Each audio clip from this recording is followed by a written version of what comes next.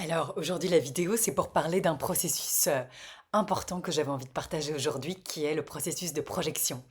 Alors ce processus que vous connaissez déjà sûrement a été surtout mis en lumière par Jung dans la psychologie et il nous permet d'apprendre à nous connaître et d'aller à la rencontre de nous-mêmes. Donc c'est quoi la projection? La projection, c'est le fait de projeter à l'extérieur de soi des parties de nous-mêmes qui ne sont pas encore résolues. C'est-à-dire qu'on peut, dans nos relations, projeter nos ombres sur les autres. Alors, souvent, c'est un processus qui se fait de manière totalement inconsciente et qui va créer de la souffrance parce que on va projeter ce qui n'est pas résolu en nous-mêmes à l'extérieur et ça va créer de la souffrance. Je vais prendre un exemple très simple. Admettons qu'on ait beaucoup de colère à l'intérieur de nous.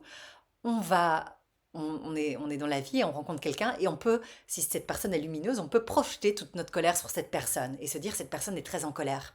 Et en fait, c'est simplement de la projection, c'est-à-dire que comme la personne est lumineuse, on va projeter sur elle ce qui nous habite, sans comprendre qu'en fait, c'était à l'intérieur de nous et que ça a été juste mis en lumière. Alors, si on est plein de tristesse, par exemple, et qu'on rencontre un saint ou un être réalisé particulièrement, on va se dire que cette personne-là est pleine de tristesse. C'est-à-dire qu'on va projeter tout notre état émotionnel qui est en nous-mêmes sur cette personne-là. Et la projection est... au plus la personne est lumineuse, au plus la projection est forte. Donc par exemple, chez les êtres réalisés, chez tous les grands saints de toutes les cultures, eh ben, quand l'être est réalisé, il devient comme un miroir à travers lequel chacun peut se voir. Et donc, les êtres inconscients qui sont face à un être éveillé, un être conscient, vont projeter sur cette personne toutes leurs problématiques inconscientes. S'il y a plein de joie, ça va être la joie, alors on va se dire, ah, cette personne est très joyeuse. Si on a plein d'amour en nous, on va se dire, cette personne est pleine d'amour. Si on est plein de haine, on va se dire, cette personne-là est très haineuse, pleine de haine. Donc si c'est de la tristesse, on va se dire que cette personne-là est triste. C'est-à-dire qu'on va tout projeter, projeter tout ce qu'il y a en nous, notre état émotionnel sur cette personne. Et c'est pour ça qu'il y a certains saints qui disaient à leur entourage, ne projetez pas sur moi vos problématiques inconscientes. C'est-à-dire que tout ce qui n'est pas résolu, euh, la personne inconsciente va la projeter sur l'être conscient. Et donc, un être conscient ou un être réalisé permet à chacun d'apprendre à se connaître parce qu'il est un miroir dans lequel on peut voir nos parties qui ne sont pas encore résolues. Et du coup, on peut les polir et devenir une meilleure personne, en fait. Donc, en fait, euh, ce qu'on projette, ce sont nos ombres, donc c'est-à-dire les qualités, ou plutôt les défauts de notre personnalité qu'on n'a pas encore intégrés. Si on ne les a pas intégrés, on va les projeter à l'extérieur. Même chose pour le cas, par exemple, d'un bouc émissaire. Un bouc émissaire, c'est quelqu'un qui va être la projection de l'ombre de toutes les personnes du groupe. Évidemment, pour cette personne-là, c'est très dur parce que tout le monde va projeter sur elle l'ombre. Et donc, pour elle, ça va être très lourd. Au lieu que chacun assume ses qualités négatives et les transforme. Donc pour les êtres réalisés ou pour les saints, eux, ils vont vivre la projection de manière beaucoup plus intense puisque leur champ aurique est tout à fait lumineux. Et donc du coup, chaque être qu'ils rencontrent va pouvoir se voir à travers lui. Mais s'il n'est pas conscient, il peut être plein de colère à travers cette personne alors que c'est une colère qui lui appartient. Pour l'exprimer autrement, je veux prendre aussi l'exemple qui est très connu du Christ. Donc j'aime beaucoup parler du Christ. Bon, c'était pas le seul être réalisé de la planète, hein, bien sûr, mais j'aime parler de lui parce que c'est un être qui a totalement réalisé son soi, donc qui était à la fois pleinement humain, c'est-à-dire qu'il participe à l'humanité totalement, hein, c'était pas un être divin qui est descendu comme ça, non, il était pleinement humain, il mange, il boit, parmi ses disciples, il vit l'amour, il vit l'amitié, il vit la trahison, il vit la souffrance, hein, comme un être ordinaire, et en même temps, il a totalement accompli sa nature divine. Et c'est ça qui fait toute sa beauté, c'est-à-dire qu'il est totalement vulnérable comme tout être humain, et en même temps, il y a une puissance divine qui l'habite. Hein, il y a une divinité accomplie dans son humanité. Alors, au moment où le Christ est arrêté, à un moment donné, il y a Ponce Pilate, le jour de Pâques, qui va proposer à la foule de relâcher un prisonnier, hein, comme ils ont coutume de le faire à l'époque. Et là, il y a deux êtres qui sont amenés devant la foule.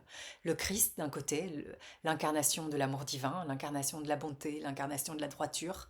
Et de l'autre côté, il y a Barabbas, qui est l'incarnation du mal, le bandit, celui qui a fait des choses vraiment sombres, néfastes, qui a profité des gens, qui a fait du mal, etc. Et il va demander à la foule de choisir lequel ils vont relâcher. Ponce Pilate, à ce moment-là, est sûr évidemment qu'ils vont relâcher le Christ, puisque le Christ est la droiture incarnée. Et vous connaissez tous l'histoire, évidemment, la foule va crier le nom de Barabbas. Ils veulent relâcher Barabbas et c'est le Christ qui va être mis à mort, crucifié.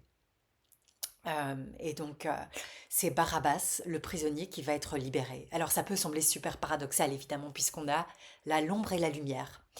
La lumière était tellement forte, en fait, que pour la foule de cette époque-là, qui était beaucoup trop inconsciente, c'était pas supportable. L'amour qui émanait du Christ était tellement puissant, tellement droit, et les gens n'étaient tellement pas prêts encore à entendre son message d'amour que ils ont projeté sur le Christ tout ce qu'il y avait en eux, c'est-à-dire la haine, la colère, les mauvais sentiments, la jalousie, la méchanceté, etc. Et donc c'est lui qu'ils ont voulu mettre à terre, parce qu'il n'était pas assez lumineux. Évidemment, les disciples, eux, étaient des êtres beaucoup plus lumineux, et si à eux, enfin, si la décision avait été dans leurs mains, ils auraient relâché le Christ. Mais les disciples, ce sont des êtres qui avaient déjà en eux beaucoup de lumière, qui avaient déjà beaucoup de compréhension, beaucoup de sagesse. Donc eux, comme ils avaient beaucoup de lumière en eux, et que c'était des âmes évoluées, ils ont projeté sur le Christ l'amour. Ils ont pu voir l'amour qui émanait du Christ. Tandis que la foule, à ce moment-là, est beaucoup trop inconsciente, a beaucoup trop de sentiments de haine et de colère et de frustration en elle que pour voir la beauté, la pureté et l'innocence du Christ. Et donc c'est le Christ qu'elle veut mettre à terre. Hein, elle est presque dérangée par cette lumière, cette droiture. Cette droiture est presque insupportable. Et donc c'est le Christ qui va être crucifié. Évidemment, c'est pas la volonté du Père. Hein. Le Père ne voulait pas que le Fils soit crucifié. Ça, c'est lié à l'ignorance des hommes qui n'ont pas pu entendre le message d'amour qu'incarnait le Christ. Hein. Donc ça, c'est pas la volonté du Père, ça c'est l'ignorance et la cruauté des hommes actuels, des hommes de cette époque-là qui ne parvenaient pas à supporter l'amour du Christ. Ils n'avaient pas les yeux pour voir, ils n'avaient pas les oreilles pour entendre et le cœur était encore totalement fermé. Donc ce processus-là illustre vraiment parfaitement le processus de projection, c'est-à-dire qu'à ce moment-là, sur le Christ, c'est tout ce qu'il y avait dans la foule, tout ce qu'il y avait dans l'état émotionnel des personnes présentes qui est ressorti sur le Christ, lui qui incarnait l'amour divin et qui était innocent, a été mis à mort de manière totalement injuste à cause du processus de projection. Donc voilà, donc ça c'est un exemple qui permet vraiment, évidemment c'est un exemple très fort, mais qui permet de comprendre ce que c'est la projection. Et donc c'est pour ça que au plus l'être intègre ses parties ombre à l'intérieur de lui-même, au plus il devient lumineux, et au plus ça peut être difficile s'il est dans un entourage inconscient parce que les gens vont projeter sur lui son ombre. Évidemment, les âmes évoluent et elles vont voir la lumière en lui. Hein. Là, il y aura l'amour, la reconnaissance. Mais les âmes inconscientes vont projeter l'ombre sur lui. Donc voilà, le processus de projection, il est à l'œuvre dans toutes nos relations. C'est important d'en prendre conscience. Tout ce qui n'est pas résolu en nous-mêmes est souvent projeté à l'extérieur. Et ça peut être projeté plus fort lorsqu'on est face à des personnes lumineuses. Donc simplement savoir que on a des parties de nous-mêmes à intégrer, qu'on n'a pas encore intégrées, qu'on rejette et essayer de les aimer, de les accueillir pour ne plus projeter nos ombres à l'extérieur et pour continuer le processus alchimique de transformation de l'ombre en lumière et pour pouvoir devenir de plus en plus lumineux.